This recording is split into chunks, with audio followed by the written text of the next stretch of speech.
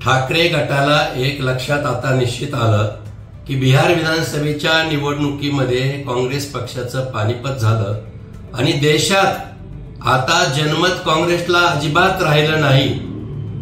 तर दुसऱ्या दिवशी म्हणजे आज त्यांच्या मुखपत्रामध्ये काँग्रेस पक्षाच्या विरोधात नव्हे तर त्यांच्या अस्तित्वावर प्रश्नचिन्ह निर्माण करणारा अग्रलेख लिहिला आहे संजय राऊत यांनी।